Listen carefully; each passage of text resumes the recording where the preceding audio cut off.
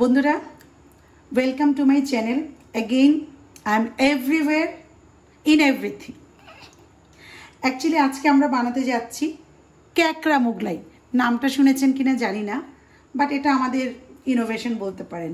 আর এই মোগলাইটা বানাতে যেয়ে আমরা প্রথমে ডোটাকে আমরা করে নিয়েছি। ডোটা করে আমরা ঘন্টাখানেক রেখে দিয়েছিলাম। তো এই ডোটা আমরা করেছি আটা দিয়ে। আমরা যেহেতু একটু হেলথ কনসিয়াস, সেই জন্য আটা দিয়ে মিনিমাম একটু ময়দা মিক্স করেছি, জাস্ট একটু ক্রিস্পি ভাবটা আনার জন্য। আর সেটাতে আমরা ইউজ করছি টোস্টের গুঁড়া। টোস্ট বিস্কিটটাকে আমরা গুঁড়া করে নিয়েছি, পাউডার করে নিয়েছি। আর এখানে ইউজ করছি আমি পেঁয়াজ কুচি, কাঁচা লঙ্কা কুচি, ধনেপাতা কুচি, আর পটেটোকে আমি গ্রেট করে নিয়েছি। তো পটেটো গ্রেটটা ইউজ করছি। আর মোগলাইটাতে ইউজ করছি 3টে ডিম। আর ইউজ করব পরিমাণ মতো লবণ। এই হলো আমার লবণ, পরিমাণ মতো লবণ ইউজ করবো। আর পুরো মোগলাইটা বানাবো হচ্ছে সরিষার তেল দিয়ে। আমি আবারও বলছি, হেলথ কনসিয়াস যারা আছেন আপনারা সবাই সরিষার তেল অথবা অলিভ অয়েল ইউজ করবেন, সেটা আপনাদের কাছে রিকোয়েস্ট। আপনাদের যদি কোলেস্টেরল কমাতে চান বা কোলেস্টেরল না বাড়াতে চান, তাহলে আপনারা সরিষার তেল অথবা অলিভ অয়েল ইউজ করবেন। যাদের কোলেস্টেরল অলরেডি আছে তাদেরকে রিকোয়েস্ট করবো আপনারা অলিভ অয়েল ইউজ করুন। তো আমরা এবার পুরো প্রসেসটা আপনাদেরকে দেখাচ্ছি। এইবার বন্ধুরা আমরা পুরো ইনগ্রেডিয়েন্টগুলোকে একসাথে মিক্স করে নিচ্ছি। অনেকে মিক্সার দিয়ে মিক্স করে, আমি একটু হাতে কাজ করতে বেশি ভালোবাসি, ম্যানুয়ালি। তো আমি সেটাই করছি। Onion, chilli, coriander, potato great,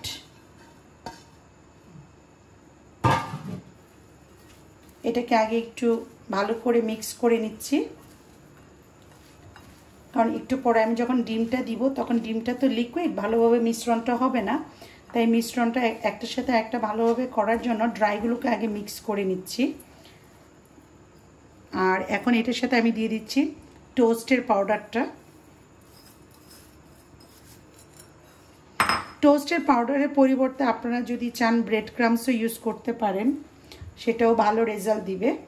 আমরা ব্রেড ক্রাম্বস গড়ে নিই, তাই আমরা টোস্টের পাউডারটা ইউজ করছি। এটাও দারুণ টেস্ট করে দিবে, ভালো ক্রিস্পি হবে। এবার আমি ডিমগুলো দিয়ে দিচ্ছি একে একে।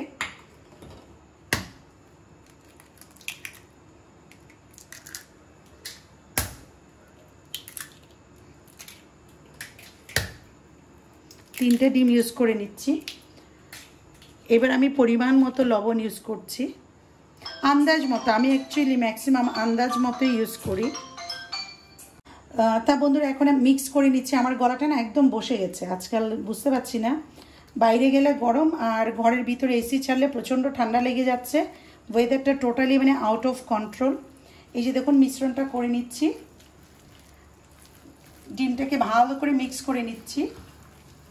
আর যতটা ভালো করে মিক্স করবেন তত কিন্তু টেস্টি হবে আপনার মোগলাইটা। কারণ মিশ্রণটা যদি ভালো না হয়, লবণটা আপনার প্রপারলি মানে মিক্স হবে না, তখন টেস্টটা ওরকম আসবে না। আর এই মোগলাইয়ের একটা নিনজা টেকনিক বলছি, নিনজা হ্যাক্স বলতে পারেন। সেটা হচ্ছে, আপনারা অনেকেই ইয়াপি ম্যাগি নুডলস কিনেন, সেটার একটা মশলা থাকে। আবার বাজারেও কিন্তু এই মশলাটা লুজ কিনতে পাওয়া যায়। লুজ মিন্স ছোটো ছোটো প্যাকেটে, মিনি প্যাকেটে পাওয়া যায়। সেটা আপনারা কিনে নিতে পারেন। ম্যাগি মশলাটা যেটা, এটা আমরা ইউজ করছি টেস্টটাকে একটু বাড়ানোর জন্য।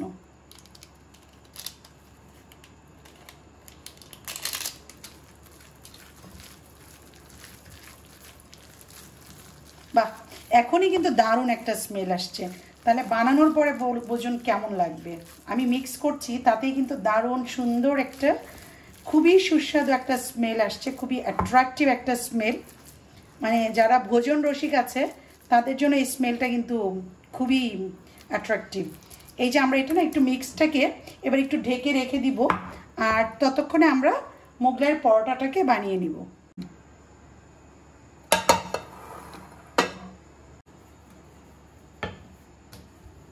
আমরা এখন মোগলাইয়ের রুটিটা বানিয়ে নিচ্ছি। যতটা পাতলা করবেন তত কিন্তু ক্রিস্পি হবে এবং তত তাড়াতাড়ি হয়ে যাবে।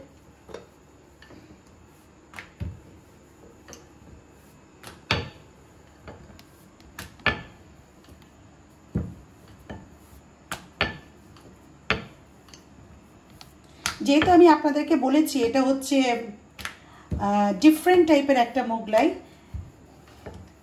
তো এইটা কিন্তু ছোট ছোট হবে, সাইজটা কিন্তু অনেক ছোট। অন্য মোগলাই যেমন অনেক বড় হয়, এই মোগলাইটা কিন্তু এত বড় হবে না, বেশ ছোট হবে। এই যে পরোটাটা বানানোর পরে বন্ধুরা এখন আমি পুরটা দিচ্ছি, আমি আপনাদেরকে দেখাচ্ছি। তবে পুরটা দেওয়ার সময় না আপনারা জাস্ট মাঝখানটায় পুরটা দিবেন। এই যে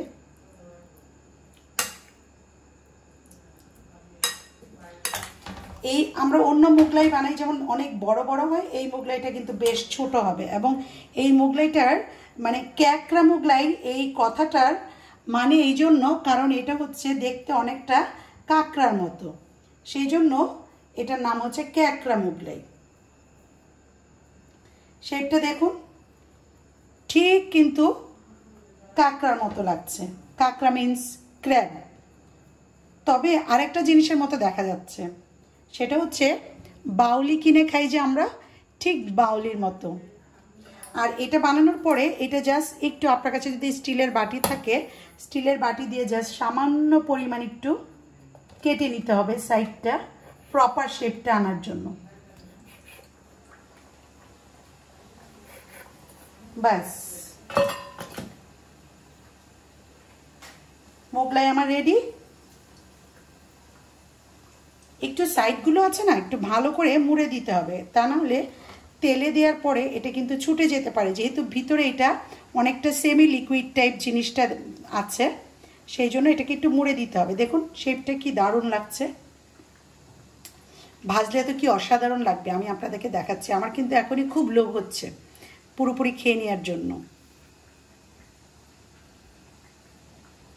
এই যে বন্ধুরা এখন আমরা ভেজে নিচ্ছি, আর ভাজাটা দেখাচ্ছি আপনাকে। এই যে দেখুন এরকম করে আমি কিন্তু সাইডটাকে একটু মুড়ে দিয়েছি যেন এটা ভিতরের পুরটা বের হয়ে না যায়।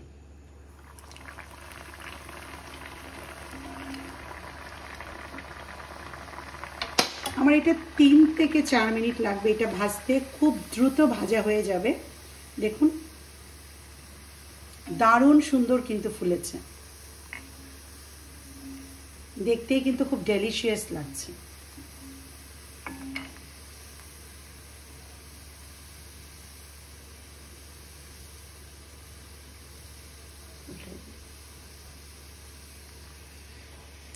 দেখুন আমি আপনাদেরকে বলেছি না, হাইয়েস্ট 3 থেকে 4 মিনিট। একটা সাইড কিন্তু অলরেডি হয়ে গেছে, আর জাস্ট আরেকটা সাইড হবে। মানে এটা খুব ইজিলি আপনি যদি চান বাচ্চাদেরকে বিকেলবেলা অথবা স্কুলে টিফিনে অথবা কোনো গেস্ট আসলে তাদেরকে কিন্তু আপনারা এই নাস্তাটা করে খাওয়াতে পারেন। খুবই ইয়াম্মি অ্যান্ড ডেলিশিয়াস একটা নাস্তা, যেটা কিনা বাজার থেকে আনহেলদি আনহাইজেনিক নাস্তা কিনে আনার থেকে ঘরে একটু কষ্ট করে বানিয়ে খাওয়াটা কিন্তু অনেক বেশি উত্তম।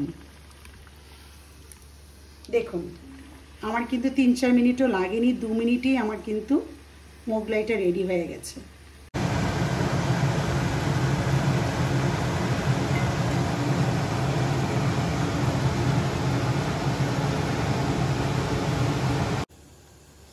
ফাইনালি ফটাফট আমরা বানিয়ে নিলাম ক্যাকড়া মোগলাই। দেখুন শেপটা কেমন এসছে, যদি একটু ডিফারেন্ট এসছে, but both all are looking very delicious and very yummy.